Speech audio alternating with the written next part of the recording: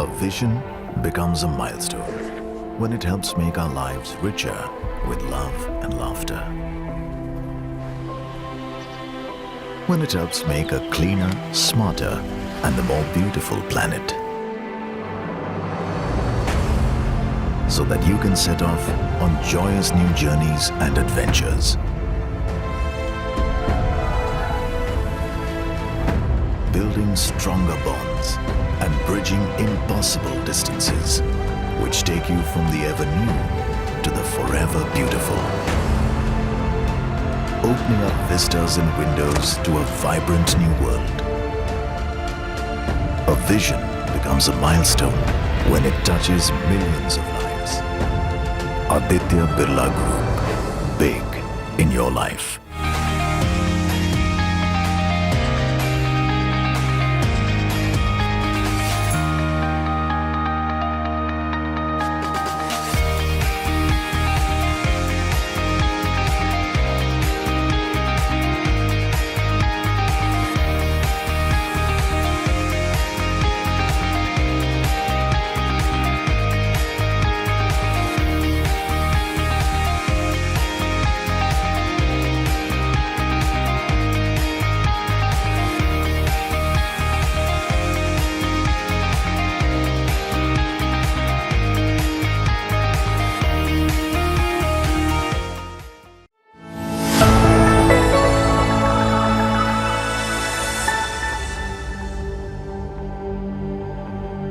Evolve is the core of positive change and adaptation. Evolve is the soul of the universe and is deeply connected to us and the actions around us. There will be one thing that will last forever: evolution. Be a part of the business evolution of India. WTC, World Trade Center, Delhi, at Nauroji Nagar, and be a part of the global culture. We keep our accomplishments fresh and we keep innovating this space. We are driven by the Government of India's vision to drive growth for India.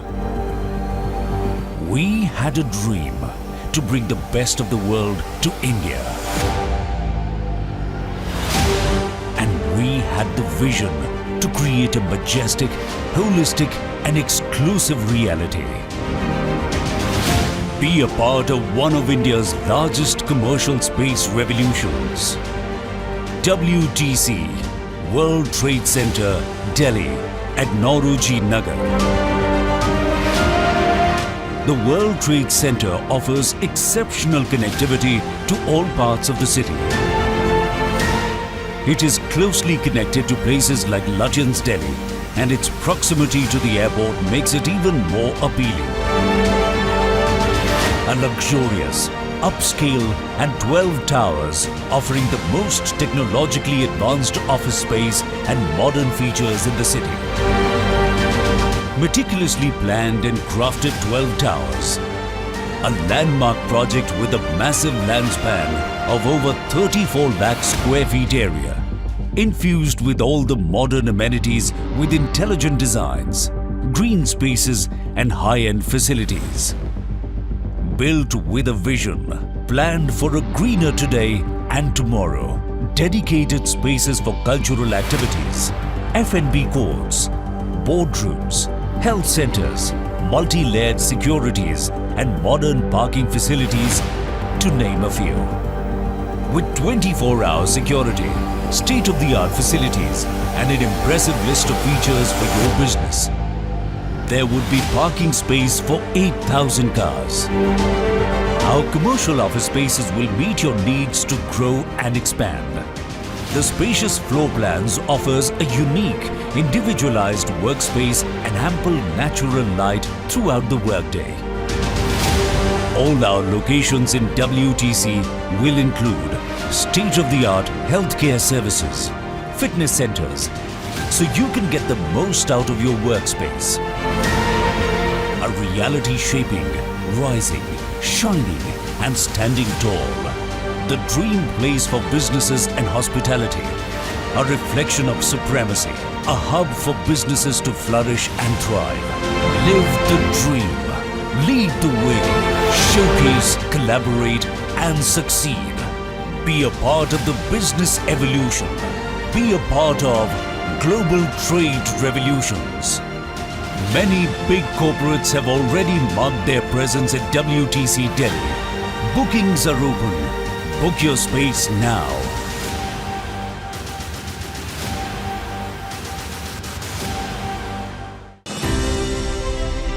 It is a fact of life That every coin has two sides. In our case, people are just familiar with one, and that is of being a money lender to the railway sector. So here is an eye-opener. At Indian Railway Finance Corporation, we nurture millions of dreams. The dreams that are powered with new ideas, will and ambition to be on top of the world. We are committed to creating a conducive environment for the railway sector to grow unhindered. Right from planning to backing up its construction to modernization, funding of high-capacity wagons, coaches and high-speed locomotives.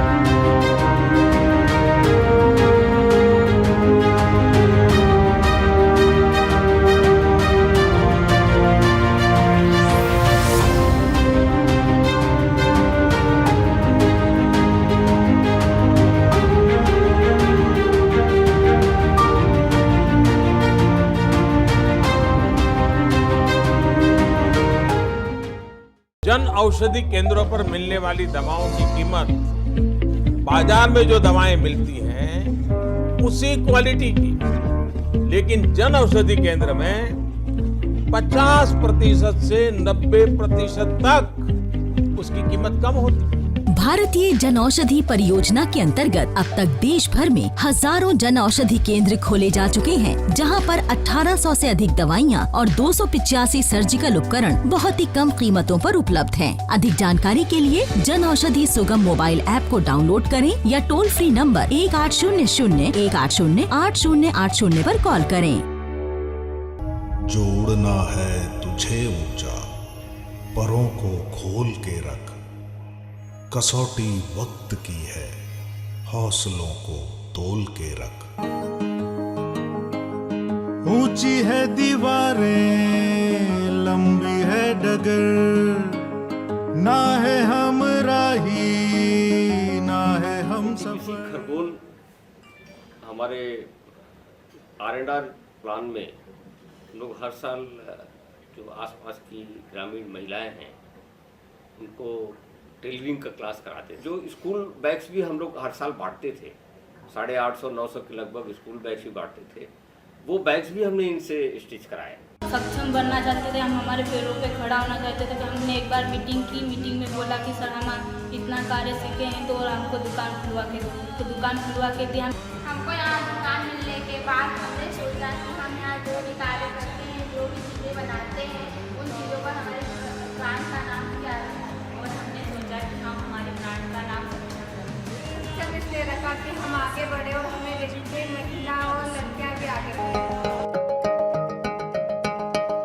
अभी आगाज है तेरा, बहुत कुछ सीखना है। कमर कसनी अभी बाकी है, मुट्ठी भींचना है। अभी आगाज है तेरा, बहुत कुछ सीखना है।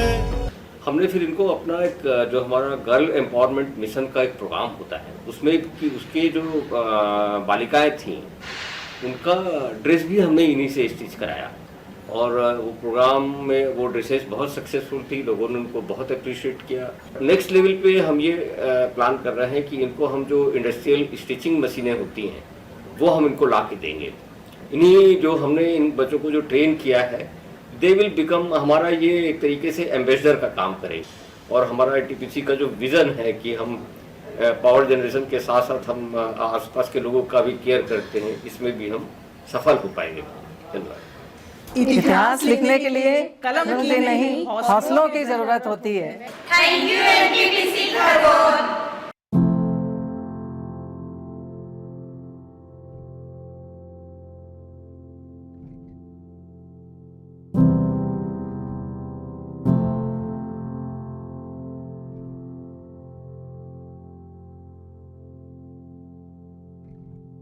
Memories of these places concealed until the walls come down, releasing every Parker. Timeless elegance. in between.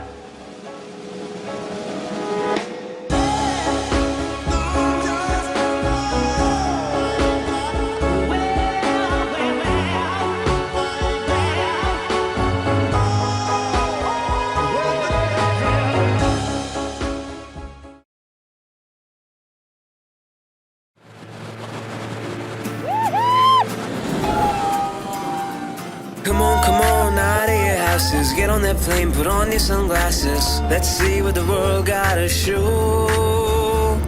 Ditch that 9 to 5 for a while now. Look how happy and wide you smile now when your hair feels the wind blow.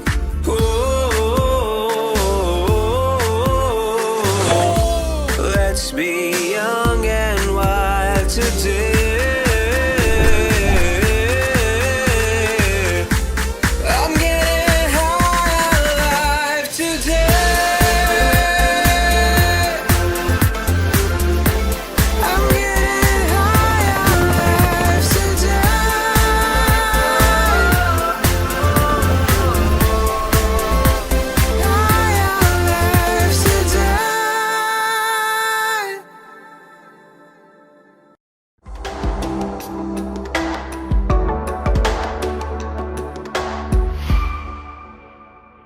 first session explores the power of innovation and technology in reshaping how we connect and communicate. Our distinguished guest today is Alan Mamedi, the CEO and co-founder of Truecaller, a transformative app that has redefined communication for over 356 million active users and boasts more than 1 billion downloads. Here's him talking to HT's Vishal Mathur.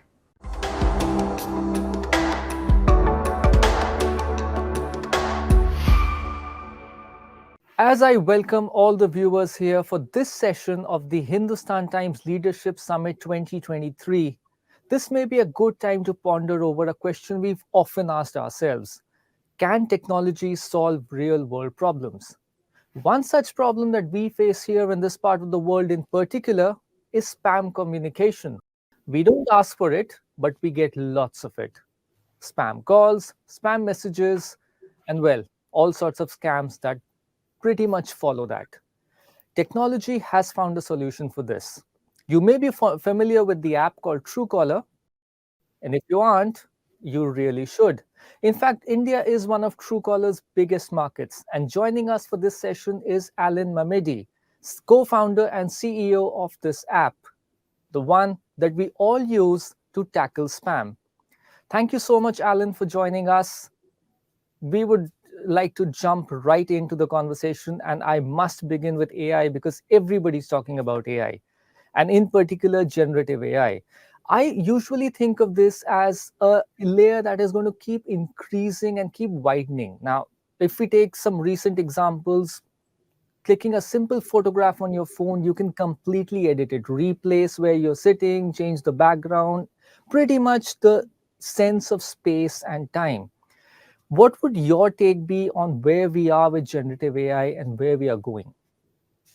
Thank you, Vishal, for having me and having us today. Well, I think, as you know, there's a lot of buzz around AI and how this will transform the world. I think, what we will see in the coming years is most likely how we as humans will become more efficient in our day-to-day work. And I actually see a lot of opportunities for everyone, but of course there are downsides to this as well, or risks, I should say, when we make computers more intelligent and so forth.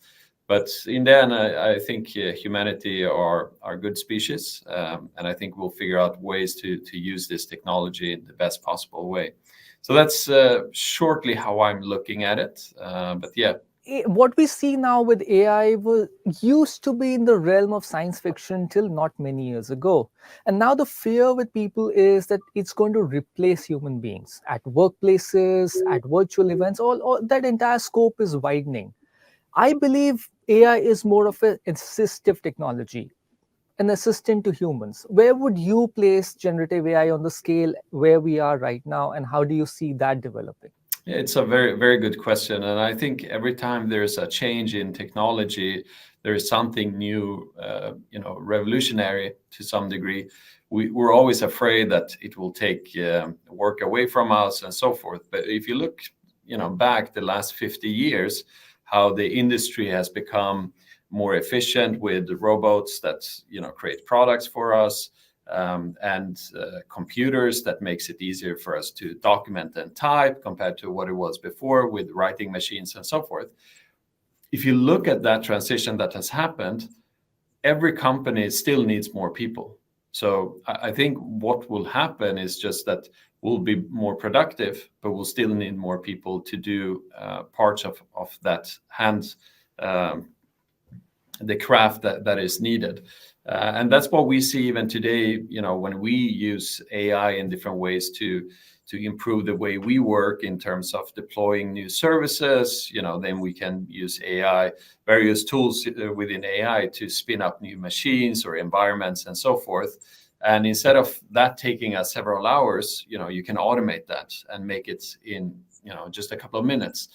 But that doesn't mean that we need less people. It just means that we can do more things at the same time. And so I'm not so worried about that. But long term, what does that mean? Well, I think, you know, the whole curriculum system will need to adapt so that we educate the next generation to be more experts in these fields, just like we're doing today with, you know, educating people to become engineers and so forth. What's the next step in that phase? So I think the society in itself has a big responsibility. At the same time, we will still need a lot of other, you know, expertise, like, you know, just a plumber, for example.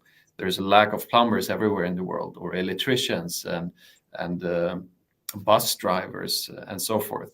So I think we will have enough work for everyone for many, many years. And I think this will just, in some way, ironically, I do think that AI will create more jobs for people in the future. An AI tool really is as strong as the underlier, which is the models that are in use and the algorithms that are in place. And I ask you this because Truecaller itself has a thickening layer of AI with the assistant as well as the fraud protection features coming in. How do you place these models, and would you like to use a technology that's already there and integrate it within the app, or would you like to develop it in-house? Well, I think everything will be, in some way, the tools that companies are using, thanks to OpenAI, I would say, these tools are becoming commoditized, or they become accessible for every company. And it's not just the big tech companies who can afford this type of R&D to create these services. I think that's a great step forward. And you know, I believe that companies will have different purposes. In our case, we will use parts of what exists, like open source services or commoditized services and so forth. But on top of that, we will build our own in-house modular things to adapt to this, basically. So you will have different layers, and I think every company will need their own customized layer for their purpose. And that layer will be built based on your own needs. So in our case, we want to understand, is this caller a fraudster or a scammer? How can we detect that? Today, the way Truecaller works is that with the help of the community, we get to know whether this is a good actor or a bad actor. And it might require, you know, 100 users to say this is a bad actor in order for us to understand the signals. But with the help of machine learning models, maybe 10 people would be enough. And we train the data based on that. So, you know, that's why I think it's going to be very customized for each and every business. But the underlying infrastructure will probably be based on, you know, what is available and commoditized, such as OpenAI solutions and so forth. So, yeah. So from a very tough childhood to now running an app which has, and let me get the numbers correctly, 356 million monthly active users and counting. Please tell us something about the life's moments that have shaped how you look at the business and how you look at the various intersections of technology with our everyday lives. Yeah, it's a good question. And, you know, if you look at many of the successful entrepreneurs in India, most of them came from a very limited background, so to say. And I think that creates grit in you as a person. At least I've seen it in myself. I want to achieve something to prove to other people that I too can do this. So getting that grit and that sort of empowerment inside of you that you should never give up, you should always strive for the best, is something that I don't think you're born with, but you get raised into that in some way. So I think that's been one of my and my co-founders' superpowers, honestly.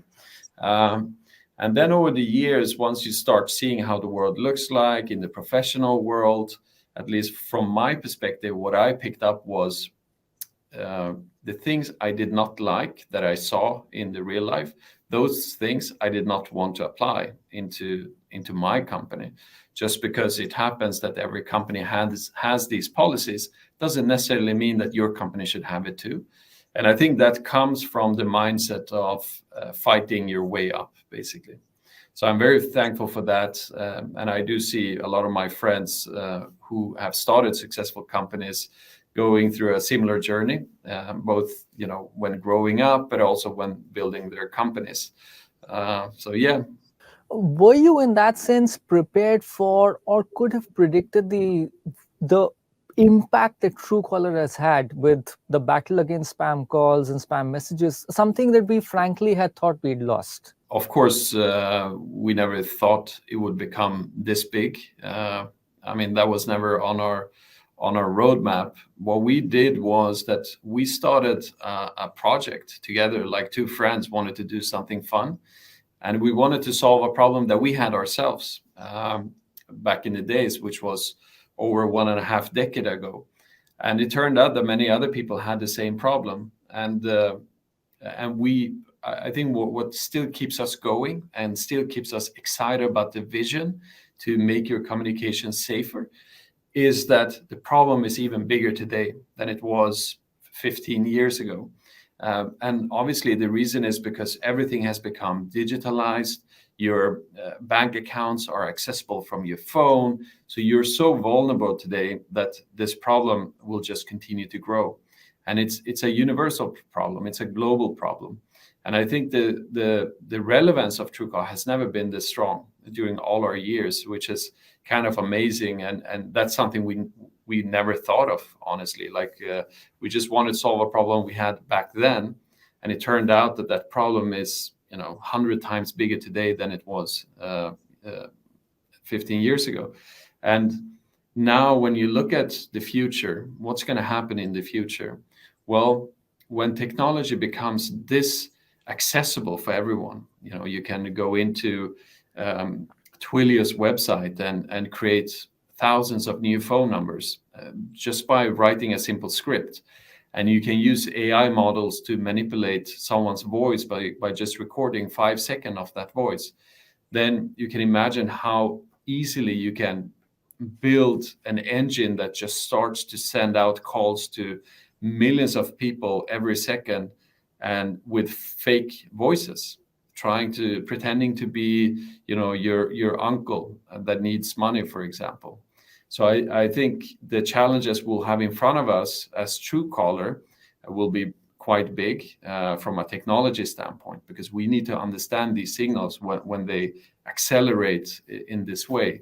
So that's something that keeps us running and keeps us up at night, and it's solving problems through technology is super exciting. So we'll see what happens in the future, but for sure we're going to see this problem growing even further.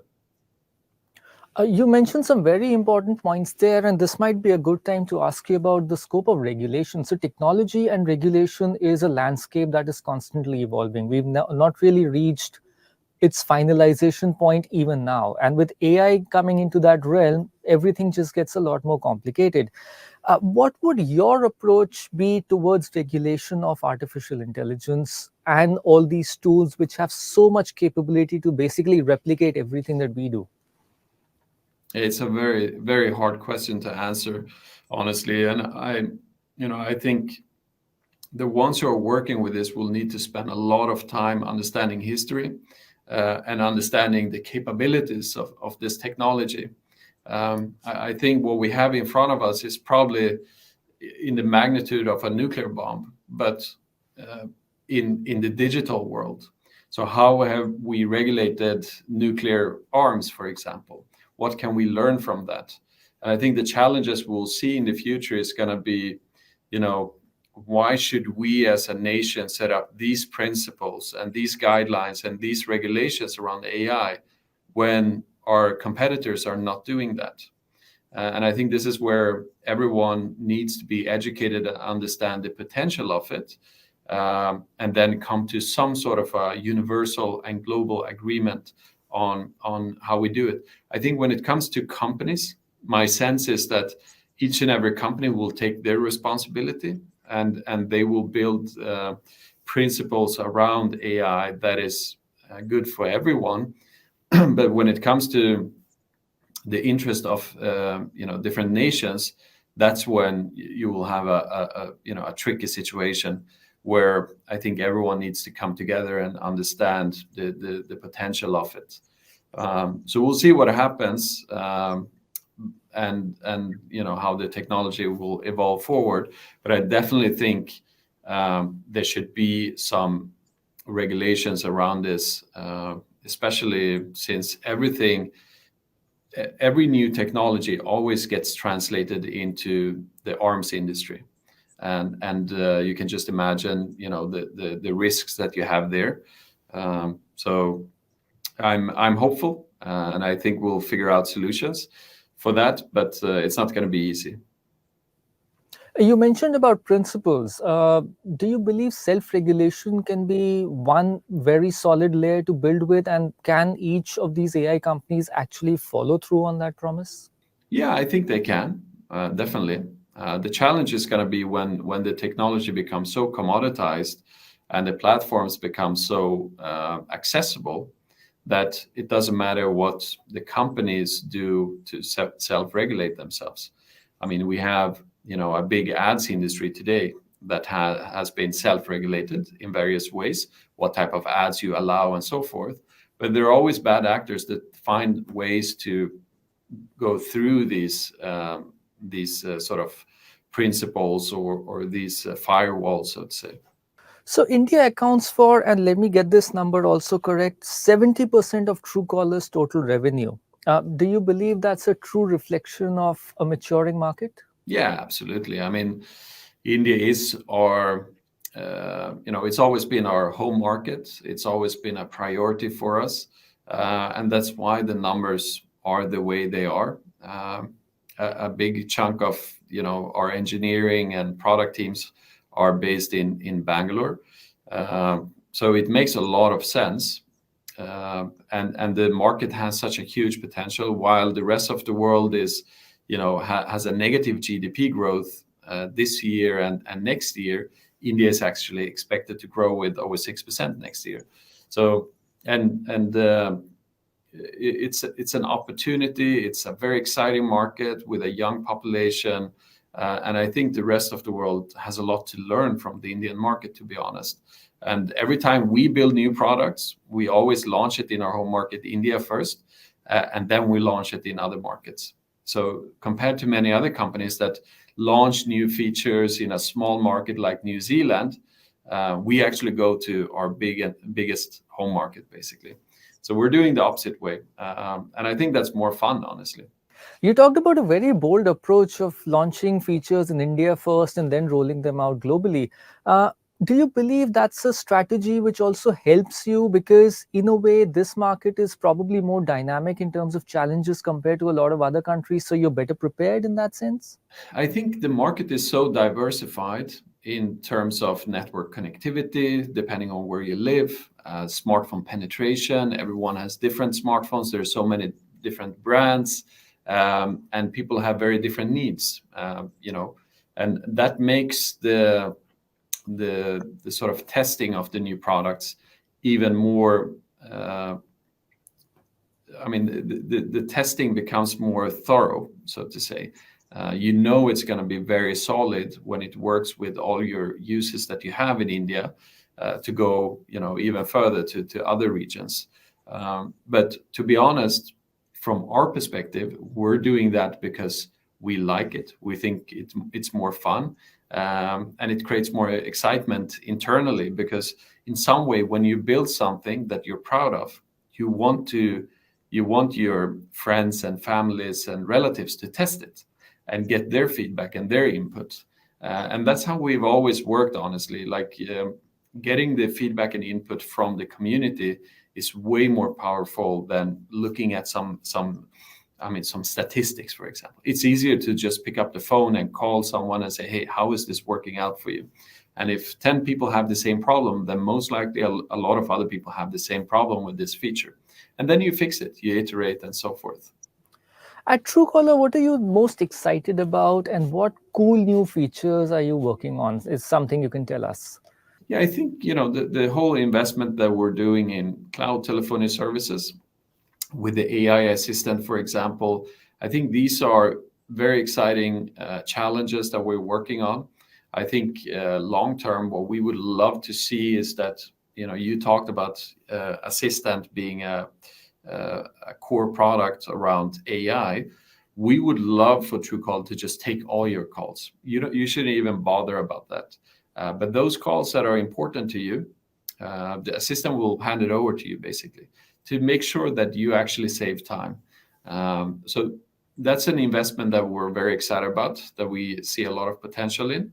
But then also, we keep improving the core product inside of Truecaller, like the calling experience, the dialer, the messaging product. If you look at our users around the world and in India, they receive like 20, 30 text messages per day. Some of these messages are valuable, some are not. And just making that experience great, which has not been done by anyone in the past, is something that's really exciting. And it's also exciting because everyone who works at Truecaller face the same challenges that everyone else is doing. So we're solving problems that we have ourselves every day. So we build things that we can test and use and see, okay, it's actually working for me. So the whole experience or the whole space within communication and making that experience safer, more efficient, that is just, it's super fun and super exciting. So that's how we're looking at it. I wanted to touch upon the fraud prevention features that are coming into place, particularly with the AI as the underlier. Yeah. Do you feel that has simplified the task, or are basically the perpetrators of these frauds finding ways around even the AI mechanisms that are in place? They try to find ways. I think for us, it's important to always be 2 steps ahead.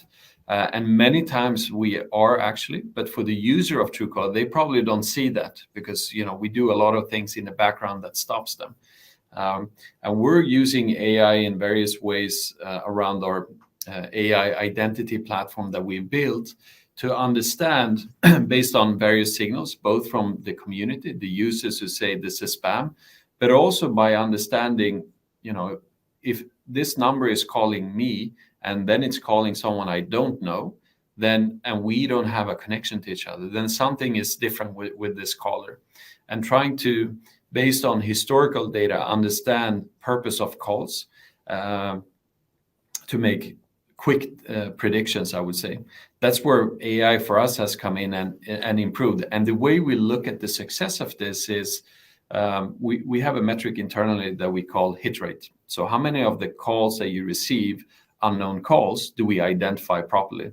And we can see that through our AI models that we've built to make predictions, we've actually improved the hit rate quite significantly. And this means a much better experience for the end user, basically. So there's a lot to work on there. It keeps us going. And, I think with the help of the community, we can make the execution of this much faster. But again, as you said, when the bad actors are also using AI, how do we make robots fight robots, and what data input can we give our AI model to fight the AI model on the other side in a much better way. So that's how it's going to play out in the future, most likely. The conversation of privacy is often confusing, and that leads to a lot of confusion and, a lot of misconceptions, so to say, in terms of how a user's data is being used by a particular app or platform. How do you approach this conversation, and how would you try to tackle the confusion that is prevalent in this space? Yeah, no, you're right. There's a lot of misconceptions around Truecaller, unfortunately. And many times it comes from the fact that you're successful. When you're a big company, people sometimes assume that you've been able to get here by doing things that other companies might be doing. And we've always had very strong principles around data collection, how we process data through our data minimization policies internally. And the reason for that is because we, as in me and my co-founder, we want to use products that apply these type of data minimization policies. And if we want other companies to do the same, then we have to do it as well. So that's been in the core of our DNA since day one. And we're trying to work more with the communication to our users, the way we build things inside of our app to tell the users that this data is not being sent to anywhere. It's locally processed on your device, and so forth. I think, what people tend to forget is, why do Truecaller actually exist? Truecaller exists because we want to protect you from unwanted calls, unwanted messages, fraudsters, and spammers. That's our core mission. That's where we are. And doing things that consumers don't like goes very much against the purpose that we're trying to solve. So if you just look at the core purpose of the product, and understanding why we exist, then you have to understand as well that it comes with a responsibility. And for us, it's always been very important to never collect any data that doesn't provide value for you as a consumer. Because we're not here to, compared to many other companies, we're not here to collect information just because the company might need it sometime. And we've always had opt-in services where we tell our users exactly what we do, what kind of data we sort of need for this service to work, and so forth. And then it's up to the user. And I think one thing that we've done that I hope to see more companies do is that we've applied many services, even from day one, basically, since we started the company, that you as an owner of a phone number, you can always opt out. As a user, you can always see what data is collected from Truecaller. You can just, with a click of a button, delete that data. But if we have that data in our system and you never click delete, over time, we will actually delete it ourselves. Because why should we sit and collect data that cost us money when it doesn't provide any value for you? So these are the data minimization policies that we've always had internally. And I think as a company, we just need to do a better job to get the word out and tell the story, where do we come from and what's our philosophy around this. Thank you so much, Alan, for joining us this time around for a very, very insightful conversation on all topics, AI, privacy, as well as what Truecaller is looking at towards India for. Thank you so much, Alan. Thank you, Vishal.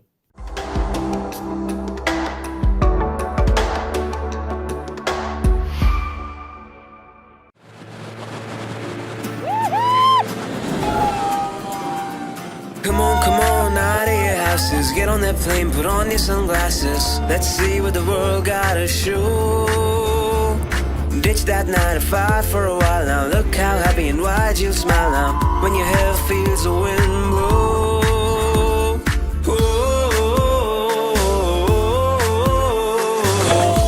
Let's be young and wild today.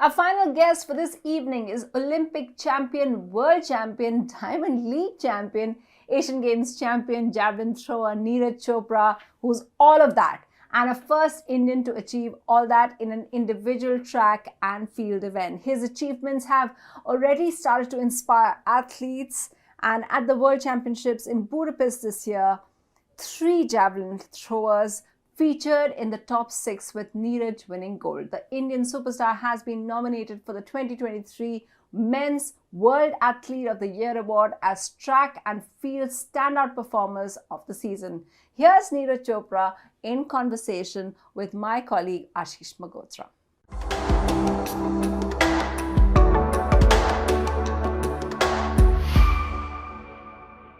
Olympic champion, world champion, 2-time Asian champion, javelin man, Neeraj Chopra is a man who lives up to expectations.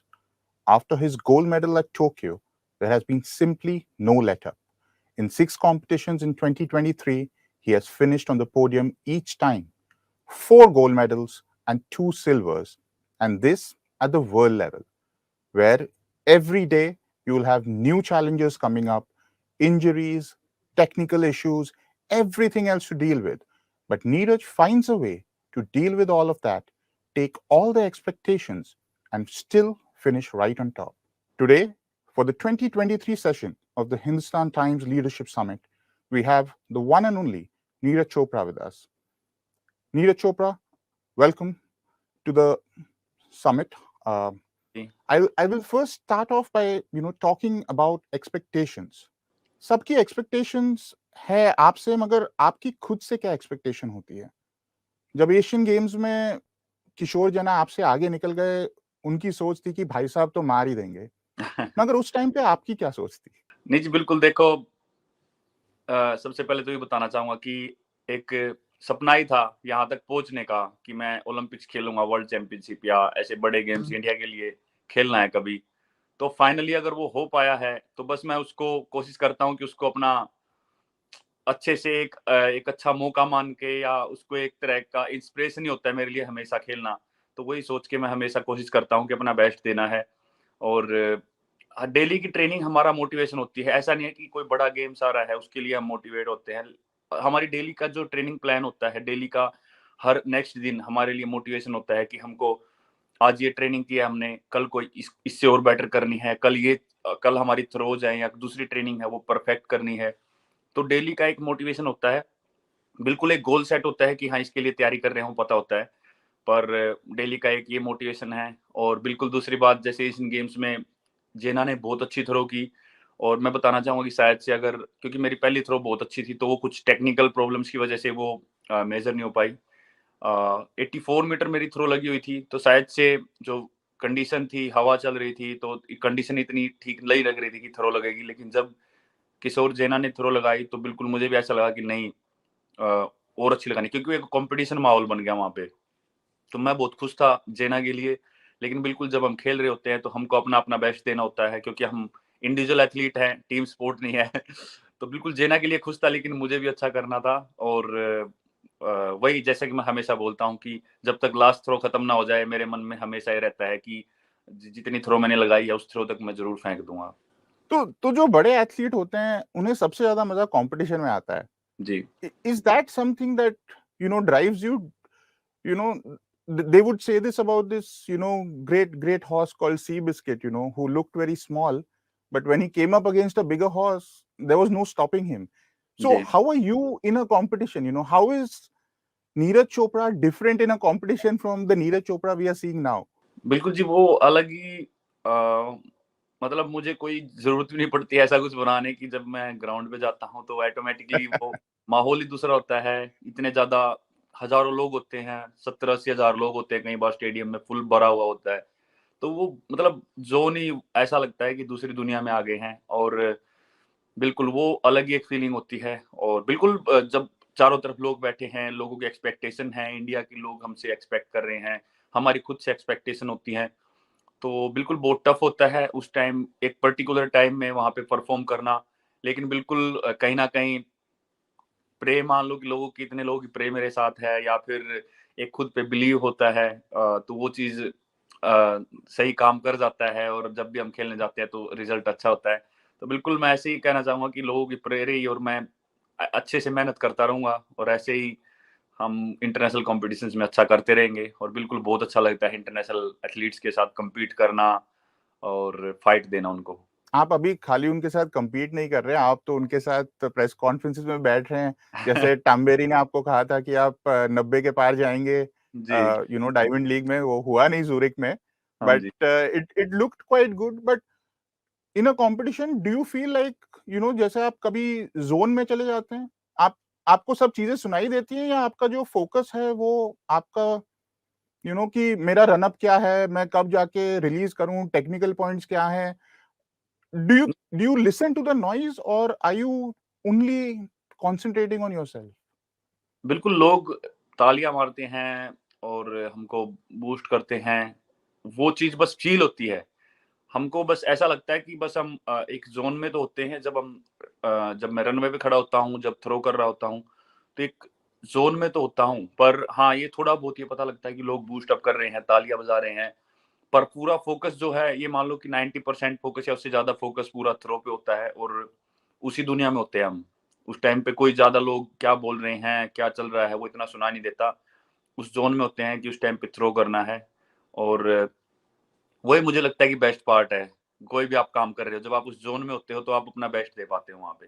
मगर आपने आपने कहा था कि training is also reward for you, क्या करना है अगले दिन, एक स्टेप आगे जाना है।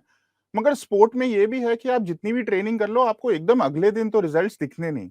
बिल्कुल जी। तो तो आप अपने आप को ये गोल जब आप सेट करते हो, are you giving it a time limit? Are you saying कि इतने टाइम में मुझे ये आ, गोल करना है, या कैसे करना है? मतलब आप क्या सोचते हो? सबसे पहले तो मैं मानता हूँ कि पेशेंस बहुत बड़ी चीज है स्पोर्ट्स में, क्योंकि अ, सबसे बड़ी प्रॉब्लम अभी क्या हो रही है कि पेशेंस नहीं है। एथलीट्स जब स्टार्ट करते हैं या पेरेंट्स भी जब बच्चों को स्टार्ट करवाते हैं तो उनको रिजल्ट चाहिए बहुत जल्दी, लेकिन स्पोर्ट्स ऐसी जगह नहीं है। स्पोर्ट्स आपके 5-6 साल या 8-10 साल भी ले सकता है एक अच्छा रिजल्ट दिखाने के लिए। तो बिल्कुल सबसे पहली बात है पेशेंस, वो मैं बिल्कुल रखता हूँ। और दूसरी बात है कि अब एक चीज का तो टाइम होता ही है। मान लो ओलंपिक्स है, उसका टाइम सेट है कि इस इतनी डेट को ओलंपिक स्टार्ट होगा, इतने को खत्म होगा। तो उस डेट के बीच में जो भी हमको अभी से स्टार्ट करना है, तो वो एक प्लान जरूर होता है। बिल्कुल कोविड ने हमको सिखाया है कि हर बार प्लान काम नहीं करते, हमारे हिसाब से चीजें नहीं चलती। पर बिल्कुल। वही है कि हमारा काम है कि अपना काम करते रहें, अपना प्रॉपर प्लान बनाएं, अच्छे से उस पर काम करें। तो बिल्कुल जी, जो हमारा जितने ही महीने मिलेंगे बीच में, हम उसके लिए प्रॉपर प्लानिंग, कोच, फिजियो जो टीम होती है, हम साथ में बैठ के प्लान करते हैं, फिर उस चीज के ऊपर काम करते हैं। ऐसा नहीं है कि वो हम 1 महीने में कर देंगे। हमको कुछ महीने लगेंगे, 5, 6, 7 महीने लगते हैं कि हम स्लो प्रोसेस, धीरे-धीरे फिटनेस होती है, फिर उसके बाद स्पेसिफिक जेवलिन ट्रेनिंग में हम जाते हैं। उसके बाद फिर कॉम्पिटिशन मोड आता है कि हम कॉम्पिटिशन में जाते हैं। जैसे ओलंपिक्स है तो उससे पहले हम 2-3 महीने पहले कॉम्पिटिशन स्टार्ट कर देंगे। तो वो एक प्रोसेस है पूरा, तो उस तरीके से काम करते हैं। तो बिल्कुल जैसे कि आपने पूछा, मुझे लगता है कि पेशेंस होनी चाहिए, और बिल्कुल स्पोर्ट्स टाइम लेता है। धीरे-धीरे इम्प्रूवमेंट आती हैं, और धीरे-धीरे हमारी फिटनेस लेवल ऊपर उठती है, हमारी टेक्निक इम्प्रूव होती है, तब जाके रिजल्ट दिखते हैं, अगर हम इंजरी से बचे रहे तो। क्योंकि इंजरी भी बहुत बड़ा एक पार्ट होता है स्पोर्ट्स का, कि उससे बचना बहुत ज़्यादा मुश्किल होता है। अगर उससे बच जाए तो बिल्कुल फिर अच्छा करता है खिलाड़ी। जैसे आप इंजरीज की बात कर रहे थे, आपने राफेल नडाल के बारे में सुना होगा। बिल्कुल वो जी। कहते हैं कि जब हम प्रैक्टिस करते हैं, आई विल गिव 110% सो जी, that I can give 100% during the match. जी। तो जब आप प्रैक्टिस करते हैं, डू यू होल्ड बैक, और are you also all in? मुझे लगता है कि हर स्पोर्ट का अपना अलग एक फंडा होता है। बिल्कुल हम 100% देते हैं ट्रेनिंग में, लेकिन ऐसा नहीं है कि मैं हर बार 100% एफर्ट लगा के थ्रो फेंकता हूँ। जेवलिन काफ़ी टेक्निकल है, तो हम टेक्निक पे ज़्यादा फ़ोकस करते हैं, हम डिस्टेंस पे ट्रेनिंग में ज़्यादा फ़ोकस नहीं करते। हमारा माइंड पूरा टेक्निक पे या ट्रेनिंग पे होता है। और कुछ ट्रेनिंग ऐसी होती है, जैसे हम जंपिंग कर रहे हैं, या हम वेट लिफ्टिंग कर रहे हैं, या स्प्रिंटिंग कर रहे हैं, तो उसमें हम अपना 100% देते हैं। लेकिन स्पेसिफिक जेवलिन में हम 100% हमेशा नहीं दे सकते। वो बिल्कुल टेनिस का, जेवलिन का, एथलेटिक्स का, पूरा सभी स्पोर्ट का अलग होता है। तो हम फ़ोकस ज़्यादा करते हैं उस टाइम पे टेक्निक पे।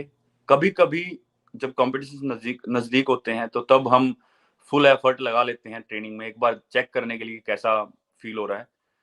तो बिल्कुल मेंटली तो हम 100% देते ही हैं ट्रेनिंग में, पर फिज़िकली कहीं न कहीं जेवलिन की बात करें तो थोड़ा-थोड़ा हम टेक्निक पे ज़्यादा फ़ोकस करते हैं, एफर्ट लगाने से ज़्यादा। और बिल्कुल कॉम्पिटिशन में तो फिर 100% से ऊपर ही देना होता है हमेशा। एथलेटिक्स में ये है कि हम हमको हमेशा अपना बेस्ट देना होता है। आपके आपके बारे में तो ये अभी मशहूर हो गया है, वन एंड डन है। जब आप हाँ, वो आते हैं, क्वालिफिकेशन राउंड पहला थ्रो करते हो। नहीं, वो बिल्कुल वो क्वालिफिकेशन राउंड में वो भी मैंने एक लेसन लिया है। 2017 वर्ल्ड चैंपियनशिप से लंदन में थी। तो वहाँ पे 83 मीटर का ऑटोमेटिक क्वालीफाई था। तो मैं सोच रहा था कि हो जाएगा। तो मैंने फर्स्ट थ्रो किया, इतना अच्छा नहीं था, 82 समथिंग। दूसरा थ्रो थोड़ा खराब हो गया, तो प्रेशर आ गया तीसरे थ्रो में, क्योंकि 3 ही थ्रो मिलते हैं क्वालिफिकेशन राउंड में। तो तीसरा थ्रो मैंने किया तो वो 80 प्लस था, इतना तो हो नहीं पाया, फाइनल में नहीं पहुँच पाया। तो उस दिन मैंने सोच लिया था कि क्वालीफाई राउंड को भी बिल्कुल कभी भी उसमें नहीं लेना है, हमेशा अपना अच्छे से फ़ोकस करके अच्छी थ्रो करनी है, और कोशिश करना है कि पहले थ्रो में हो जाए। उसके बाद ओलंपिक्स हो या वर्ल्ड चैंपियनशिप हो, अब तक सब अच्छा चल रहा है, तो मैं कोशिश करता हूँ फर्स्ट थ्रो में ही क्वालिफाई कर दे अच्छी थ्रो लगा के। मगर आपके बारे में एक चीज तो कहनी पड़ेगी कि जब आप compete करते हैं, आप ऐसा कभी लगता नहीं कि आप पे ऊपर कोई प्रेशर है? I don't know how are you feeling different inside and do we see something different outside? नहीं, जैसा कि मैंने बताया कि जब हम अंदर होते हैं, स्टेडियम के अंदर होते हैं, तो वो जोन ही अलग होता है। बिल्कुल कई बार जब कंपटीशन बहुत टफ चल रहा होता है और टक्कर चल रही होती है अच्छी, तो बिल्कुल हमारा फोकस बहुत ज़्यादा होता है। लेकिन कई बार मैं जब बाद में वीडियोज़ देखता हूँ, तो बिल्कुल कई बार मुझे लगता है कि जैसे जेवलिन है, तो हम जब 100% ऐसे टाइट होके एफर्ट लगाते हैं, तो वो कई बार थ्रो अच्छा नहीं जा पाता। लेकिन हम रिलैक्स रह के तो अपने आप को मेंटली थोड़ा वो रख के और बहुत ज़्यादा ये सोच के कि हमको फिजिकल एफर्ट नहीं लगाना, लेकिन मेंटली हमको थोड़ा शांत रह के और सोच के फिर एफर्ट लगाना है, तो वो ज़्यादा काम करता है। तो मैं कोशिश करता हूँ अपने आप को, अभी पीछे से मैं सीखता आ रहा हूँ धीरे-धीरे, हर कॉम्पिटिशन में सीखता हूँ किस तरीके से अपने आप को शांत रखना है, खेलते टाइम और किस तरीके से, क्योंकि हमको 6 थ्रो मिलते हैं, तो 6 थ्रो काफ़ी होते हैं अपने आप को इम्प्रूव करने के लिए। तो बिल्कुल मैं कोशिश करता हूँ कि शांत रहूँ और सोचूँ कि क्या गलत हुआ पिछले थ्रो में, अगले थ्रो में क्या अच्छा कर सकता हूँ। तो इसलिए मैं कोशिश करता हूँ कि कहीं न कहीं थोड़ा बहुत शांत रह सके या रिलैक्स रह सके कॉम्पिटिशन में। तो वो पिछले काफ़ी सालों से सीखता आ रहा हूँ अभी, तो धीरे-धीरे वो बन गया है अभी। तो ये आप बचपन से ही शांत थे या ये अभी टोक्यो के बाद एक्वायर किया है क्वालिटी? नहीं, टोक्यो में भी मैं काफ़ी रिलैक्स था, मतलब काफ़ी अच्छे से कॉम्पिटिशन खेल पाया और बिल्कुल मुझे लगता है कि जब हम काम कर रहे होते हैं कुछ अपना, तो हम 100% मेंटली उस काम में होते हैं, तो शायद वो कहीं न कहीं आसान हो जाता है। अ, मतलब आसान मैं ऐसे नहीं बोल रहा कि वो कॉम्पिटिशन ऐसे आसान हो जाता है, लेकिन मेंटली हमारे लिए अगर हम उसमें 100% हैं, तो हमारे लिए वो काम और ज़्यादा आसान हो जाता है। अगर मैं सिर्फ कॉम्पिटिशन के बारे में सोचता रहूँ कि नहीं मुझे अच्छा ही करना है और मैं अपने आप को एक ज़ोन में ना रख के मैं अपने आप के ऊपर प्रेशर डालता रहूँ कि नहीं मुझे अच्छा करना ही है, करना ही है, करना ही है, तो वो शायद से इतना अच्छा भी नहीं होगा और मैं ज़्यादा प्रेशर भी लूँगा और मेरी बॉडी मेरे अकॉर्डिंग नहीं चल पाएगी। तो मैं कोशिश करता हूँ कि खुद पे बिलीव रखें कि हाँ, नहीं मैं अच्छा कर दूँगा और अपने आप को थोड़ा शांत रखें काम करते टाइम। तो बिल्कुल वो रिज़ल्ट अच्छा ही आता है। बचपन से पता नहीं, पर जब से मैंने स्पोर्ट्स शुरू किया, तो स्पोर्ट्स के बारे में तो ये सीखता आ रहा हूँ, जब भी खेलते हैं, तो काफ़ी ज़्यादा कॉम्पिटिशन्स खेल चुका हूँ अभी तक और खेल-खेल के मुझे लगता है कि ये ट्रेनिंग हो पाई है, क्योंकि हम बाहर बैठ के सोचते हैं तो शायद वो नहीं हो पाता, लेकिन जब हम अंदर होते हैं और अंदर इस चीज़ पे काम करते हैं खेलते टाइम, तो ये इम्प्रूव होता है। नीरज, जो आपने कहा यू नो बहुत बहुत सही बात है, क्योंकि एक्चुअली देखा जाए तो कंपटीशन में ही एक्चुअली पता चलता है कि क्या लेवल है आपका। आप बिल्कुल, ट्रेनिंग में जितना भी कर लो, अगर आप कंपटीशन में नहीं आगे कर सकते तो बिल्कुल, उसका वैसे कोई फायदा नहीं। मगर बिल्कुल। अभी आप एक और चीज जो आप करते हैं, वो आप काफी यूरोप में compete कर रहे हैं, काफी अराउंड द वर्ल्ड compete कर रहे हैं। इससे आप में क्या चेंजेस आए हैं in terms of how you think about javelin? You know, when you are there on the field, you are essentially alone. तो आप जी, अपनी एडजस्टमेंट्स खुद कर रहे हैं, आप ऑलरेडी ये सोच रहे हैं between the Neeraj of say Tokyo 2020 and what we see now, you know, ji. what is the difference? जी, बिल्कुल, यूरोप में जो ट्रेनिंग करता हूँ, उसका सबसे बड़ा फ़ायदा ये होता है कि हमारे एथलेटिक्स के ज़्यादातर मैक्सिमम कॉम्पिटिशन्स यूरोप में ही होते हैं। जैसे वर्ल्ड चैंपियनशिप थी, यूरोप में थी, डायमंड लीग्स, अभी नेक्स्ट ईयर ओलंपिक्स होना है, तो पेरिस में है, यूरोप में है। तो उधर ट्रेनिंग करने का सबसे बड़ा फ़ायदा ये है कि हमको एक दूसरी जगह जाने के लिए बहुत ज़्यादा ट्रैवल नहीं करना पड़ता और उस वेदर के अकॉर्डिंग हम ढले होते हैं, क्योंकि वो जो जैसा वहाँ पे वेदर होता है, हम वहीं पे ट्रेन करते हैं, तो इतनी ज़्यादा प्रॉब्लम्स नहीं आती। जैसे मैं पहले इंडिया से काफ़ी ज़्यादा ट्रैवल करता था, तो जाता था कुछ मतलब काफ़ी घंटे लगते थे, फिर वापिस आना, फिर वापिस थोड़े दिन बाद जाना। टाइम का भी काफ़ी चेंज होता है, तो वो थोड़ा-थोड़ा जेट लैग का भी प्रॉब्लम हो जाती थी और वेदर जैसे अपने यहाँ पे गर्मी होती थी, तो वहाँ पे एकदम जाओ थोड़ी ठंड होती है। तो ये थोड़ा-सा ये चीज़ें हैं जो, और काफ़ी कुछ सीखने को भी मिलता है जब बाहर ट्रेनिंग करते हैं। बाहर के एथलीट्स किस तरीके से खुद को प्रिपेयर करते हैं, वहाँ के कोचेज़ क्या-क्या ट्रेनिंग करवा रहे हैं या क्या एथलीट ट्रेनिंग करते हैं और जब हम कम्पीट कर रहे हैं तो कैसे कम्पीट करते हैं बाहर वाले एथलीट्स। तो वो बिल्कुल वो चीज़ें काफ़ी कुछ सीखने को, क्योंकि जेवलिन तो अपना इवेंट था नहीं, अपना गेम था नहीं, तो धीरे-धीरे आपने बना लिया है। यूरोप का था। अब तो मतलब जेवलिन आप देख रहे हो पैरालंपिक्स में उतने इतने अच्छे, अभी पैरा एशियन गेम्स चल रहे हैं तो सुमित, सुंदर कितना अच्छा सभी ने, मतलब जेवलिन में आप देख सकते हो। और एशियन गेम्स में जेना ने, और फिर वर्ल्ड चैंपियनशिप में मनु, जेना और मैं फाइनल में बेस्ट 6 में थे। तो जेवलिन अभी ग्लोबली भी पता लग गया कि इंडिया इंप्रूव कर रहा है अच्छा, तो वो मुझे जान के बहुत अच्छा लग रहा है। तो ये काफ़ी फ़ायदे हुए हैं बाहर ट्रेनिंग करने की, जो चीज़ें हमको शायद नहीं पता थी, वो पता लगी हैं काफ़ी चीज़ें। तो अब आप जब बाहर जाते हो तो आप ऑब्वियसली बाकी ओलंपिक चैंपियंस को भी मिल रहे हो, आप खुद ओलंपिक चैंपियन हैं। तो जब आप लोग अब बात करते हो स्पोर्ट के बारे में, what is that conversation like? You know, जैसे आपने कहा कि आप दूसरों से भी बातें करके चीजें सीख रहे हो, जी। Is there something to learn from these people also? बात करके हम ज़्यादातर स्पेसिफिक जेवलिन के बारे में नहीं बात कर पाते, क्योंकि सभी का अपना ट्रेनिंग टाइमिंग और अपना एक शेड्यूल होता है। मतलब वो ट्रेनिंग करते हैं, फिर उसके बाद चले जाते हैं अपने रूम में, जो भी मतलब हम ज़्यादा टाइम बैठ नहीं पाते, लेकिन हाँ, जो भी थोड़ी बहुत बातें हो पाती हैं, अच्छा लगता है। एक-दूसरे से बात करते हैं कि कैसी कंडीशन है अभी, सब कुछ ठीक है, फिट है, या कौन-सा कॉम्पिटिशन आगे खेलने वाले हो। इंडिया के बारे में बात करते हैं कि इंडिया इतना अच्छा ग्रो कर रहा है जेवलिन में अभी, वो चीज़ उनको पता है, तो सभी बात करते हैं। तो वो बातें सुन के बहुत अच्छा लगता है। बाकी स्पेसिफिक जेवलिन के बारे में, टेक्निक के बारे में, इन चीज़ों के बारे में इतनी बात हो नहीं पाती। वो ज़्यादातर मैं कोच के साथ या उनको जो देखता हूँ ट्रेनिंग करते हुए, उन चीज़ों से सीखते रहते हैं। नीरज, अभी you've become something that we can just call a serial winner. Somebody who goes to a competition ends up on the podium. और आपके जो लास्ट ईयर में 6 कंपटीशन हुए थे, सब में आप पोडियम पे आए थे, खाली 2 में सिल्वर आया था, बाकी सब में गोल्ड आया था। जी। तो जब आप compete करते हैं, do you ever think about losing? What is your mindset like? Do you think कि अरे यार हार जाऊंगा, ऐसा हो रहा है, और do you think that it doesn't matter? हार के ही पहुँचा हूँ जी यहाँ तक।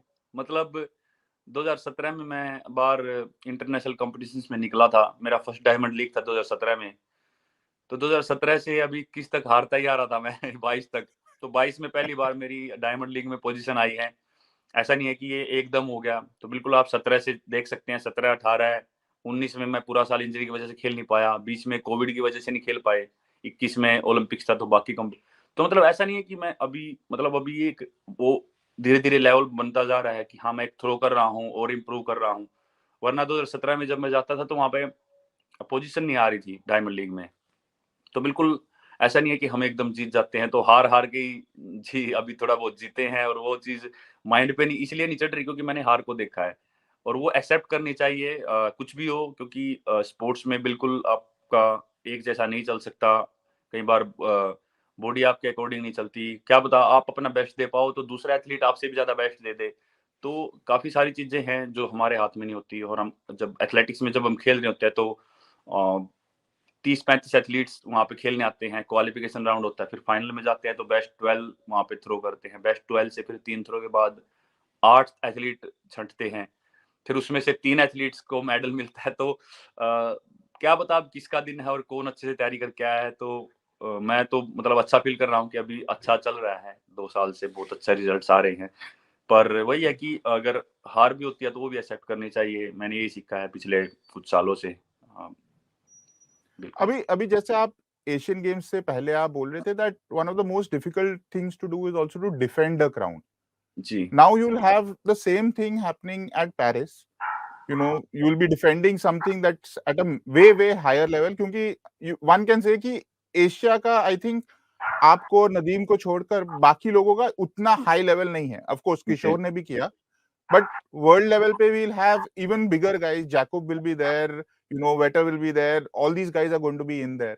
बिल्कुल, So how Hopman are you? तो इंजर्ड हैं, वो लोग मतलब आएँगे फिट होके पेरिस के लिए, तो पेरिस मतलब अच्छा होने वाला है काफ़ी। So how does the thought of defending at Paris, what does that do for you? Is that your sole motivation right now, or do you look at smaller goals along the way? नहीं बिल्कुल जी, जैसा Paris के लिए जब मैं सोचता हूँ तो मेरे माइंड में एक ही बात आ रही है कि जितनी मेहनत की, जो भी मैंने सीखा है अपने स्पोर्ट्स से, जो भी मैं आज तक करता आया हूँ, तो वो पेरिस के लिए मैं अपना बेस्ट तैयारी के साथ जाऊँगा। तो बिल्कुल डिफेंड करना टाइटल को बहुत बड़ी बात है, ओलंपिक जैसे लेवल पे। तो जितना मैंने अपने स्पोर्ट्स से आज तक सीखा है और मैं बिल्कुल अभी उस बेस्ट जगह पे हूँ, मैं बेस्ट एज में हूँ और मुझे लगता है कि अगर प्रॉपर तरीके से मैं अपने आप को फिट रख पाया, कि सबसे बड़े चैलेंज आते हैं इंजरी के, क्योंकि सब कुछ अच्छा चल रहा होता है। इस साल भी सब बढ़िया था, एकदम बीच में एक इंजरी होगी, छोटी-सी भी इंजरी है, वो भी पूरा तैयारी को खराब कर देती है। तो सबसे बड़ा चैलेंज इंजरी का होता है, वही मुझे कोशिश करनी है कि मैं प्रॉपर तरीके से इंजरी से बच के चलूँ और जितना ही मैंने अभी तक सीखा है मेंटली और फिजिकली उस 100% अपना उस पे लगाऊँगा और पूरे फ़ोकस के साथ पेरिस में जाएँगे और यही कोशिश रहेगी कि बिल्कुल टफ है लेकिन ये चैलेंज है, इसी में मजा है। लाइफ के चैलेंज है, उसको मैं एक्सेप्ट करता हूँ और मैं अपनी तैयारी करके जाऊँगा बढ़िया। Neeraj, one of the things I think every athlete, whether in India or abroad, has to face is the time you spend away from family. जी। You have always been somebody who seems to be very connected to family, but now you're spending maybe 9 months away from home training in a foreign land. How जी। do you deal with this? You know, the different food, the different languages, you know. Food food की इतनी problem नहीं आती जी, food मतलब अभी वो जीभ के स्वाद वाला काम रहा नहीं। स्टार्टिंग में दिक्कत आई थी तब तब बिल्कुल स्टार्टिंग से घर से निकले थे तो हमको वो अपना घर का खाना या रोटी वो चाहिए होती थी घी के साथ सब्जी। अभी वो चीज़ है नहीं, अभी सैलेड या नॉर्मल जो भी मिल जाता है खा लेते हैं। मेन प्रॉब्लम आती है कि जो फैमिली के साथ बैठ के बातें करना या घर पे रहना, थोड़ा फैमिली के साथ टाइम स्पेंड करना, रात को लेट-लेट तक बैठे रहना, बातें करना, तो वो चीज़ें हैं वो कहीं न कहीं जो छूट जाती हैं। पर बिल्कुल जैसा कि आपको पता ही है कि कुछ ना कुछ हर चीज़ का एक प्राइस पे करना होता है। तो बाहर अभी ट्रेनिंग कर रहे हैं तो ये चीज़ फैमिली ने भी एक्सेप्ट कर लिया, अब तो मैंने भी कर ली क्योंकि ये तो लंबे टाइम से चलता आ रहा है। 2011 में मैं पहली बार घर से निकला था और अभी 23 है तो ऑलमोस्ट 11-12 साल हो गए हैं। तो अभी वो आदत हो गई है फैमिली को भी। अब तो स्टार्टिंग में तो जब मैं गया था तो मेरी माँ काफ़ी ज़्यादा रोई थी। अब तो उनको भी आदत हो गई, अब तो वो भी बोलती हैं कि बेटा तू जा तुझे ट्रेनिंग करनी है। तो वो आदत हो गई है अब, वो अभी इतना चैलेंज नहीं आता, स्टार्टिंग में था। पर एक फ़ायदा हो रहा है कि मैंने बाहर ज़्यादा स्टार्टिंग में जब घर से बाहर निकला, हम अकेले रहते थे, खाना बनाना सीख लिया तो अभी कहीं पे भी किचन मिल जाता है बाहर तो मन करता है थोड़ा इंडियन खाने का तो अपना बना लेते हैं खुद। तो आपकी बेस्ट डिश क्या है अभी? मैं बेस्ट डिश मैं काफ़ी चीज़ें बना लेता हूँ। मुझे दाल या चावल जो भी मतलब एक नमकीन चावल होते हैं वो बना लेते हैं और रायता या जो भी मतलब मन करे सब कुछ बना लेते हैं अपना इंडियन उसमें। So Neeraj Chopra is not just a javelin gold medalist, he is also an expert chef now. Expert पता नहीं पर अपना काम ज़रूर चला लेते हैं जी। But Neeraj यार एक बात, you know, when you are doing sport all day all night, sometimes it can start to feel like a job, right? Sometimes you almost start to think of कि भाई ये मेरा career है, मुझे ऐसे करना है. At that point it can also get very taxing to do it, you know. How do you sort of avoid all of that, you know? Is your love for the sport very much there? I mean, you've been doing it for 11 years and it is not easy. नहीं, हिची तो नहीं है जी, पर ये है कि अब ये कहीं न कहीं एक जीने का हिस्सा लगता है।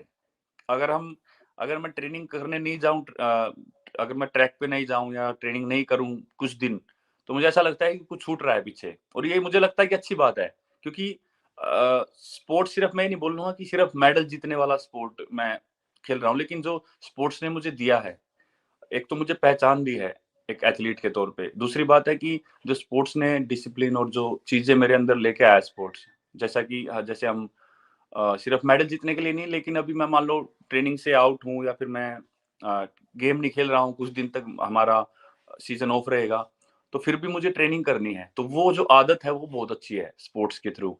तो वो एक ट्रेनिंग वाली जो एक तरह से बोल लो, एक आदत लगी है, तो वो बहुत अच्छी है और स्पोर्ट्स हमेशा एक वो अच्छे से काम दे रखा है और मुझे लगता है कि एथलीट की लाइफ़ बहुत अच्छी है क्योंकि हम एक अपनी कंट्री को रिप्रेजेंट तो कर ही रहे हैं, अपने आप को हमेशा इम्प्रूव करते हैं। लेकिन सबसे अच्छी बात है कि हम फिट रहते हैं अपनी लाइफ में। अच्छा खाना, अच्छे से सोना और अच्छी ट्रेनिंग करना, अपने आप को फिट रखना। तो एक मुझे लगता है कि ये सिर्फ एथलीट के लिए नहीं, सभी जितने भी लोग दुनिया में हैं, ये एक सभी के लिए गोल होता है कि हमको फिट रहना है, हमको अच्छी लाइफ जीनी है, बीमारियों से दूर रहना है। तो एक ये तो पार्ट है ही। दूसरी बात जब खुद के चैलेंज की बात आती है, जब हमको हाई लेवल पे खेलना है, तो वो चैलेंज एक्सेप्ट करने के लिए जो हमारी डेली की ट्रेनिंग होती है, जो हमारी ग्राउंड पे जो डेली शरीर टूटता है, तो वो चीज़ भी स्टार्टिंग में लगता था, लेकिन अभी मज़ा आता है। हमको वो चाहिए कि हम ट्रेनिंग पे जाएँ और कोच हमको रगड़े बढ़िया से तो वो मज़ा आता है उसमें। वो चैलेंज एक्सेप्ट करने में मज़ा आता है। हाँ, तो एक बात बताइए, ऑब्वियसली जब आप जूनियर्स में जीते थे, उसके बाद जब आप टोक्यो में जीते, कॉमनवेल्थ में जीते उसके पहले, तो एसेंशियली इंडियन एथलेटिक्स में भी काफ़ी चेंज आने लगा। जी। अभी हम देख रहे हैं कि वो काफ़ी एक्सेलरेट हो रहा है। आप अकेले ही डायमंड लीग में नहीं हैं, आपके साथ किशोर जेना भी हैं, we have our jumpers also, we have Avinash Sable also. So what do you make of this? Do you feel that this is just one or two people, or do you feel कि पूरा ecosystem अभी बदल रहा है? बिल्कुल, ये सिर्फ़ एक मतलब बिल्कुल जैसे सभी बोलते हैं कि जिस तरीके से ओलंपिक्स वगैरह में सबने देखा और उससे काफ़ी फ़र्क पड़ा। लेकिन मुझे लगता है कि साई गवर्नमेंट की तरफ से टॉप स्कीम है, फेडरेशंस अवेयर हो रहे हैं, तो उससे बहुत ज़्यादा फ़र्क पड़ा है। गवर्नमेंट बहुत ज़्यादा स्पोर्ट्स पे फ़ोकस कर रही है। एथलीट्स को बाहर कम्पीट करने का, बाहर ट्रेनिंग करने का मौका मिलता है। पता लगता है कि क्योंकि हमारा नेशन ऐसे बहुत ज़्यादा स्पोर्ट्स की तरफ था नहीं, लेकिन अभी धीरे-धीरे जिस तरीके से बढ़ रहा है, तो वो बहुत अच्छा लग रहा है। और सबसे अच्छी बात है कि हमको पता लग रहा है कि हमारे अंदर कैपेसिटी है, वो कैपेबिलिटी है कि हम कर सकते हैं, तो वो देख के बहुत मज़ा आ रहा है। दूसरी बात, जब जब एथलीट खेल रहे हैं, जो सबसे अच्छी बात मुझे लग रही है, गवर्नमेंट की तरफ से सभी तरह से तो सपोर्ट मिल ही रहा है, लेकिन जब एथलीट कम्पीट करते हैं, जब भी मैं ओलंपिक्स में मिला था या डायमंड लीग्स में अपने एथलीट से मिलता हूँ या एशियन गेम्स में मिला था सभी से, तो वो एक मेंटल जो लेवल है अभी, तो वो मतलब बिल्कुल फ़ियरलेस, और जब खेलने गए हैं तो वहाँ पे जीतना ही है। तो वो वाला एटीट्यूड लेके सभी जाते हैं, अच्छी तैयारी के साथ जाते हैं। अभी सिर्फ़ ये नहीं है कि हमको इंडिया की जर्सी मिल गई है तो सब कुछ हो गया। अब ये है कि हुँ। इंडिया की जर्सी को वहाँ पे प्रूव करना है, हमको वहाँ पे कम्पीट करना है और उनको टक्कर देनी है। तो वो वाला एटीट्यूड जो है इंडियन एथलीट्स में आया है, खुद पे बिलीव बढ़ा है, तो वो रिज़ल्ट सभी को दिख रहे हैं अभी, और मुझे लगता है यही चीज़ है जो आने वाले टाइम में इंडिया को कहीं न कहीं बहुत ऊपर लेके जाने वाली है।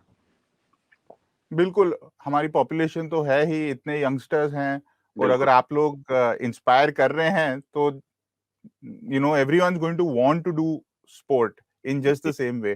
But going into Tokyo, I have spoken to other Olympic champions, and a lot of them have kind of spoken about पहली बार जब जीत लेना वो ठीक होता है, तब किसी की इतनी एक्सपेक्टेशन वगैरह नहीं होती। दूसरी बार एक्सपेक्टेशंस अलग लेवल की होती है, और आपकी खुद से भी एक्सपेक्टेशंस अलग लेवल की होती हैं। जी। How are you sort of dealing with the second time?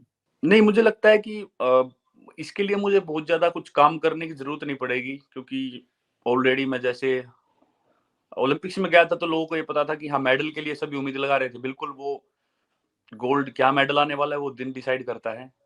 बाकी बिल्कुल। जैसे वर्ल्ड चैंपियनशिप था, मैं पिछली बार खेला, मैं पहले भी खेल चुका हूँ, इस बार खेला, इस बार गोल्ड जीता, और एशियन गेम्स हैं तो पिछली बार भी खेला था अभी। तो वो ऐसा नहीं है कि अभी फर्स्ट टाइम हो रहा है। अभी वो जो खुद से एक्सपेक्टेशन है या लोगों की भी एक्सपेक्टेशन है, वो काफ़ी बार हो चुका है और वो सक्सेसफुल भी हो चुके हैं कई बार। तो मतलब लोगों ने एक्सपेक्ट किया, मैंने भी एक्सपेक्ट किया, और फिर भी वहाँ पे जीत चुके हैं। तो अभी वो ये है कि हाँ, खुद पे जैसा मैं बोल रहा हूँ, खुद पे बिलीव करना और एक तरह से वो वहाँ पे कम्पीट करते हैं, उस मोमेंट को जीना, वो चीज़ अभी अभी वही चीज़ करता हूँ। अभी ऐसा नहीं है कि अभी अलग से ओलंपिक्स में तो जाऊँगा उसके लिए कुछ अलग से मेंटली तैयारी करने की ज़रूरत है। लेकिन मुझे लगता है कि ट्रेनिंग अच्छे से करनी है, और ट्रेनिंग में जो मेंटली, फिज़िकली एफर्ट होने हैं, वो अपना 100% देने हैं। बाकी जब अंदर होंगे पेरिस में स्टेडियम के अंदर, तो वहाँ पे तो ऑलरेडी वो टाइम सिर्फ़ दिखाने का होगा वहाँ पे, ये सोचने का नहीं है कि मुझे अब कैसे करना है, क्या करना है, इतनी एक्सपेक्टेशन है। वो उस टाइम वहाँ पे बस अपना ज़ोन अलग ही होता है। आप इतनी डिफिकल्ट चीज बहुत आराम से करते हैं। लोग बोलते हैं that it is very difficult to keep things simple, but जी। Somehow you are managing to do that, everything else, you manage to put sport ahead of everything else. How do you do that? Because now you are so popular. Uh, हम Asian games की बात करें तो जिस भी athlete से हम बात करते थे सारे बोलते थे हमें नीरज को मिलना है, हमें नीरज से बात करनी है, हमें नीरज का ऑटोग्राफ चाहिए, हमें नीरज का सेल्फी चाहिए। But how do you do it? नहीं, how do you keep things so simple? मुझे मुझे खुद बहुत अच्छा लग रहा था सभी एथलीट से मिलके। ऐसा नहीं है कि मतलब एथलीट्स मुझसे मिलते थे या फोटो लेते थे, मुझे खुद बहुत अच्छा लगता है डिफरेंट स्पोर्ट के एथलीट से मिलके या उनके बारे में जान के, उनसे बातें करके। ऐसा नहीं है कि सिर्फ जब हम मिल रहे थे, फोटो ले रहे थे तो सिर्फ वही था जी कि हमको फोटो ले। मैं हमेशा कोशिश करता था कि मैं स्पोर्ट्स के बारे में जानूँ, क्या स्पोर्ट करता है, क्योंकि काफ़ी एथलीट्स को तो पहले मिल चुके हैं, लेकिन काफ़ी एथलीट्स के लिए फर्स्ट एशियन गेम्स था। तो मुझे भी अच्छा लगता है उनसे मिलके। दूसरी बात, स्पोर्ट्स देखो जी, कहीं न कहीं अब हम थ्रो करते हैं, हमारा सिंपल ही फंडा है कि हमको ज़्यादा थ्रो करना है, दूर थ्रो करना है। ये वैसे तो सिंपल है, काम ज़्यादा करने होते हैं, तो वो काम जो है उसको उसको करो प्रॉपर तरीके से। लेकिन इस चीज़ को मैं सिंपल ही रखता हूँ कि सबसे कितना भी कुछ कर लो, कितना भी मेंटली कितना भी अपने आप को वहाँ पे टेंशन में डालो, कितना प्रेशराइज़ कर लो, लेकिन सबसे मेन बात जो मेरे स्पोर्ट में है वो है दूर थ्रो करना। तो वो चीज़ मैं सिंपल रखता हूँ कि कुछ भी कर लो यहाँ पे आके तो वही काम करना है। मेन काम तो है सिर्फ जेवलिन को थ्रो करना, और उसको उसके लिए मैं अपने आप को किस तरीके से बेटर कर सकता हूँ, किस तरीके से मेंटली, क्योंकि अभी सबसे बड़ी प्रॉब्लम क्या है कि अभी चीज़ें ज़्यादा बढ़ गई हैं। मतलब और काफ़ी ज़्यादा एथलीट्स या काफ़ी ज़्यादा लोग उनकी तरफ ज़्यादा अट्रैक्ट होते हैं। जैसे मान लो नई-नई एक्सरसाइज़ेज़ आ गई हैं और नए-नए तरीके आ गए हैं। बहुत ज़्यादा कॉम्प्लिकेटेड चीज़ें हो गई हैं स्पोर्ट्स में। लेकिन अगर हम बात करें जैसे पहले एथलीट्स जैसे जैन जिनका वर्ल्ड रिकॉर्ड है, उन्होंने 98.48 मीटर थ्रो किया है। तो सिंपल फंडे थे, सिंपल ट्रेनिंग्स थी, और बिल्कुल जो आज चीज़ें हैं इम्प्रूव हुई हैं, उनको अच्छे तरीके से यूज़ करें तो बहुत अच्छा होगा। लेकिन उनको ओवर यूज़ करें, हर चीज़ को कोशिश करें हम यूज़ करने की, तो काफ़ी कॉम्प्लिकेटेड हो जाता है। तो बिल्कुल मैं काफ़ी कोशिश करता हूँ कि हम अपनी ट्रेनिंग को बहुत ज़्यादा कॉम्प्लिकेटेड ना करके जो अच्छी चीज़ें लगे उन पे सिंपल चीज़ों पे फ़ोकस करें। हर चीज़ की तरफ ना भागे कि ये भी करना है, ये एथलीट ये कर रहा है तो मुझे ये भी करना है। क्योंकि मैं मानता हूँ कि सबका एक अपना अलग तरीका होता है, अपनी अलग बॉडी होती है हर एक एथलीट की। हम कॉपी नहीं कर सकते, हम अपने आप को इम्प्रूव कर सकते हैं। तो मैं वही कोशिश करता हूँ मेरे कोच के साथ और टीम के साथ। सिंपल फंडा होता है कि मेरे टेक्निक में मेरे अंदर क्या कमी है, क्या मुझे इम्प्रूव करना है, उन चीज़ों पे काम करते हैं। तो मुझे लगता है कि चीज़ सिंपल रहती है। आपको ऐसा, एटलीस्ट हमें देखकर तो ऐसा लग रहा है कि आपका जो सबसे स्टिफ कंपटीशन है वो अब शायद इंडिया से आए। यू नो काफी जी, लोग आ गए हैं हु मैं आर तो ऑलरेडी यही चाहता थ्रोइंग हूँ, 84 85। मैं तो यही चाहता हूँ कि ऐसा हो, और ये सिर्फ मैं मुझे नहीं दिखेगा, ये पूरी दुनिया को दिखेगा अगर ऐसा होगा तो। तो वो मैं चाहता हूँ कि बिल्कुल। इंडिया ऐसी सुपर पावर बने जेवलिन में। और मैं मैं ये भी मानता हूँ कि हमेशा एक एथलीट का टाइम नहीं रहता। कोई भी एथलीट उठा के देख लो, हमेशा टाइम नहीं रहता। अगर आप लंबे टाइम तक खेलना चाहते हो, तो एक ऐसा टाइम आता है कि आप धीरे-धीरे एक जगह पे रुक जाओगे या थोड़े कम हो जाओगे, दूसरे एथलीट आपको आपको बीट करेंगे, आपसे आगे निकलेंगे। तो वो चीज़ मैंने पहले से एक्सेप्ट कर रखी है कि ऐसा टाइम आता है। तो मैं चाहता हूँ कि ऐसा हो और इंडिया का एथलीट ही मुझे मैं कहीं पे खेलें और बीट करे। हमारे इंडिया का फ्लैग ऊपर रहना चाहिए बस। मगर सारे आपको अभी भाई साहब बुलाते हैं, मगर आप हैं बस 25 साल के, मगर ऐसा लगता है जैसे आप पता नहीं पता वो नहीं कितने साल से कम्पीट कर रहे हो। किस तरीके से। हाँ, कम्पीट तो मैं 2000 मतलब 11 से मैंने शुरू किया था। 2013 में मैं इंडिया के लिए खेला था पहली बार, तो 10 साल हो गए हैं। तो बिल्कुल काफ़ी छोटा था, पर मतलब सब कुछ ठीक चलता आ रहा है अभी तक। पर नहीं, काफ़ी अच्छा लगता है। मैं भी भाई साहब बोलता हूँ जो मेरे सीनियर होते हैं। तो ये तो स्पोर्ट्स का एक अपना एक रिस्पेक्ट वाला होता है, भाई साहब बोलना। तो वो थोड़ा-सा है ही मतलब ऐसा। बिल्कुल। Neeraj, thank you so much for being with us and thank you for thank your you. Time and thank you best so of luck with your rehab and getting ready for Paris. Thank thank you so you. Much जी। Thank you, बहुत अच्छा thank लगा। You. Thank you so much.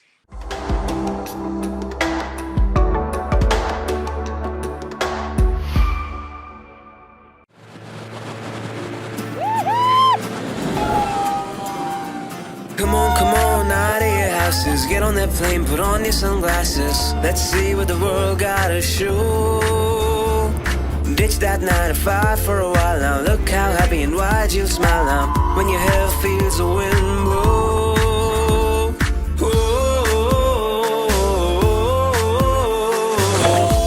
Let's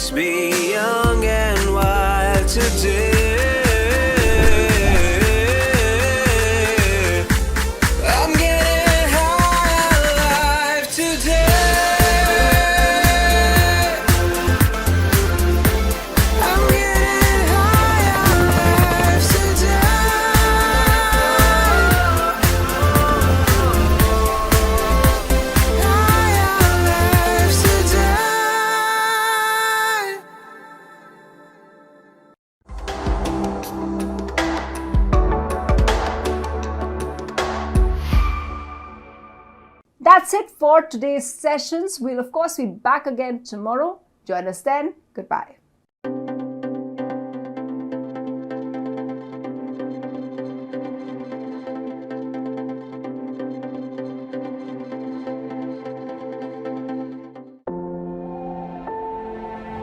A vision becomes a milestone when it helps make our lives richer with love and laughter. When it helps make a cleaner, smarter, and a more beautiful planet. So that you can set off on joyous new journeys and adventures. Building stronger bonds and bridging impossible distances, which take you from the ever new to the forever beautiful. Opening up vistas and windows to a vibrant new world. A vision becomes a milestone when it touches millions of lives. Aditya Birla Group. Big in your life.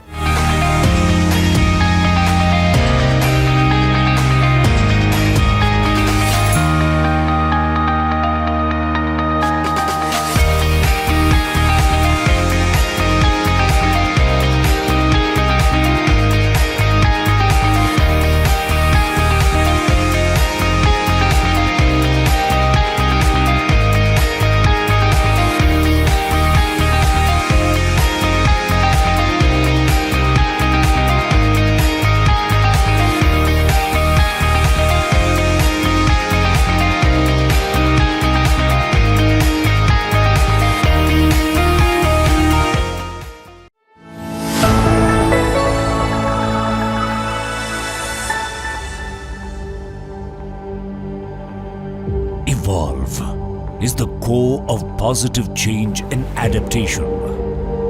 Evolve is the soul of the universe and is deeply connected to us and the actions around us. There will be one thing that will last forever: evolution. Be a part of the business evolution of India. WTC, World Trade Center, Delhi at Nauroji Nagar, and be a part of the global culture. We keep our accomplishments fresh and we keep innovating this space. We are driven by the Government of India's vision to drive growth for India.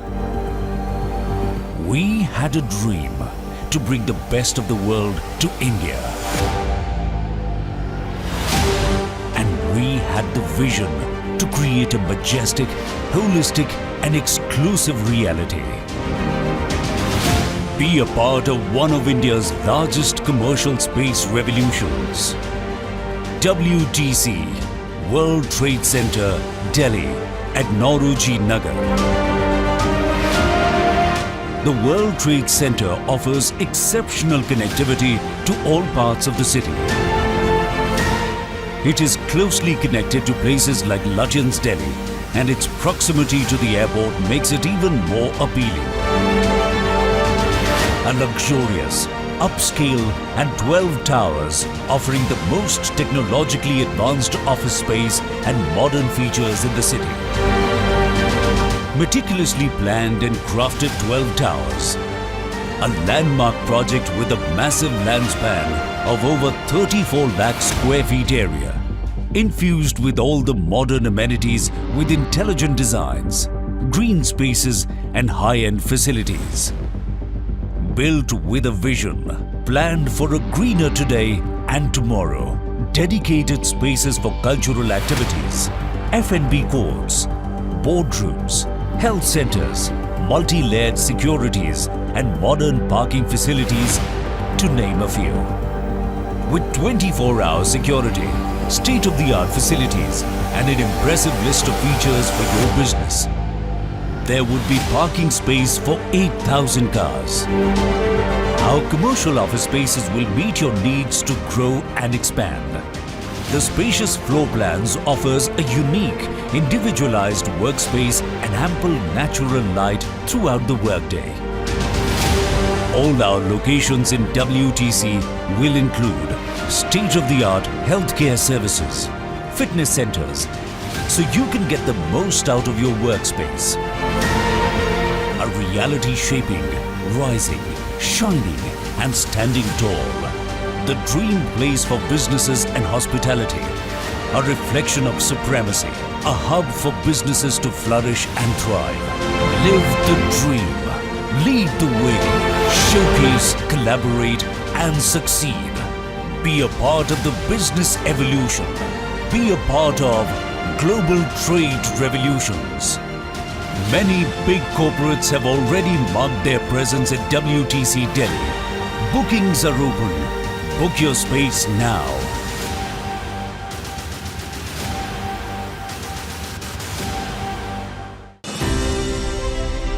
It is a fact of life that every coin has two sides.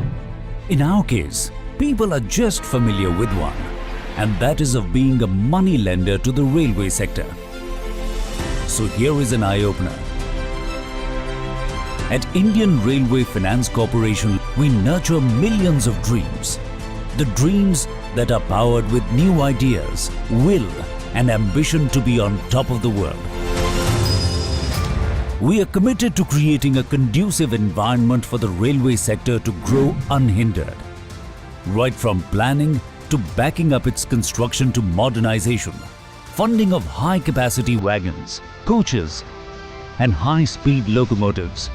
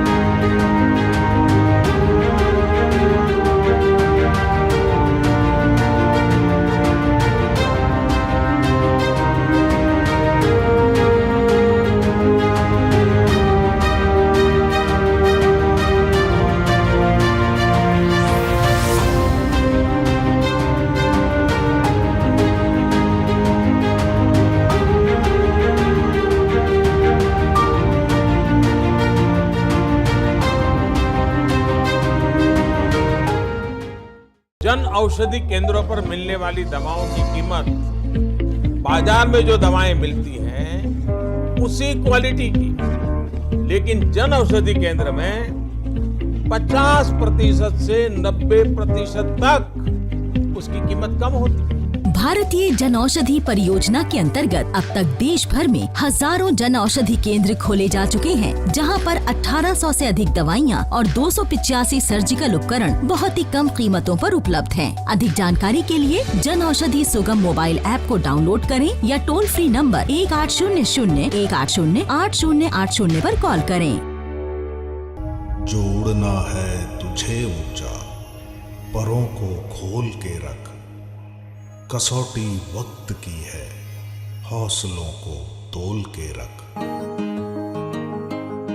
ऊंची है दीवारें, लंबी है डगर, ना है हम राही, ना है हम सफर। खरगोन हमारे R&R प्लान में लोग हर साल जो आसपास की ग्रामीण महिलाएं हैं उनको टेलरिंग का क्लास कराते हैं। जो स्कूल बैग्स भी हम लोग हर साल बांटते थे, 850-900 के लगभग स्कूल बैग्स भी बांटते थे, वो बैग्स भी हमने इनसे स्टिच कराए।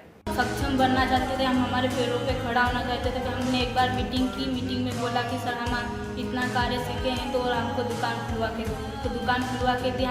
हमको यहाँ दुकान मिलने के बाद हमने सोचा कि हम यहाँ जो भी कार्य करते हैं, जो भी चीज़ें बनाते हैं, उन चीज़ों पर हमारे ब्रांड का नाम किया और हमने सोचा कि हम हमारे ब्रांड का नाम सक्षम करें। सक्षम इसलिए रखा कि हम आगे बढ़े और हमें देखिए महिला और लड़कियाँ भी आगे बढ़े। अभी आगाज है तेरा, बहुत कुछ सीखना है, कमर कसनी अभी बाकी है, मुट्ठी भींचना है। अभी आगाज है तेरा, बहुत कुछ सीखना है। हमने फिर इनको अपना एक जो हमारा गर्ल एम्पावरमेंट मिशन का एक प्रोग्राम होता है, उसमें कि उसके जो बालिकाएं थीं उनका ड्रेस भी हमने इन्हीं से स्टिच कराया। और वो प्रोग्राम में वो ड्रेसेस बहुत सक्सेसफुल थी, लोगों ने उनको बहुत अप्रिशिएट किया। नेक्स्ट लेवल पे हम ये प्लान कर रहे हैं कि इनको हम जो इंडस्ट्रियल स्टिचिंग मशीनें होती हैं वो हम इनको ला के देंगे। इन्हीं जो हमने इन बच्चों को जो ट्रेन किया है, दे विल बिकम, हमारा ये एक तरीके से एम्बेसडर का काम करे। और हमारा TPC का जो विज़न है कि हम पावर जनरेशन के साथ साथ हम आसपास के लोगों का भी केयर करते हैं, इसमें भी हम सफल हो पाएंगे। धन्यवाद। इतिहास लिखने के लिए कलम की नहीं, हौसलों की जरूरत होती है। Thank you NTPC Khargone.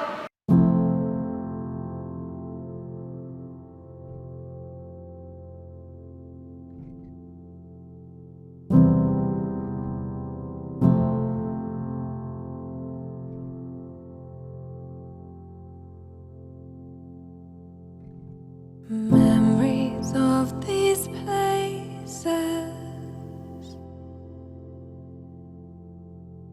concealed until the walls come down, releasing every Parker. Timeless elegance.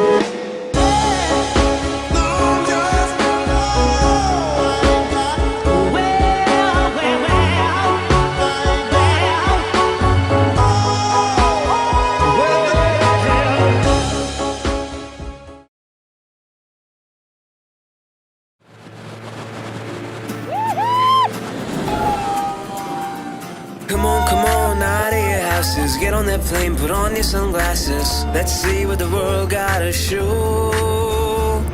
Ditch that 9 to 5 for a while now. Look how happy and wide you smile now when your hair feels the wind blow.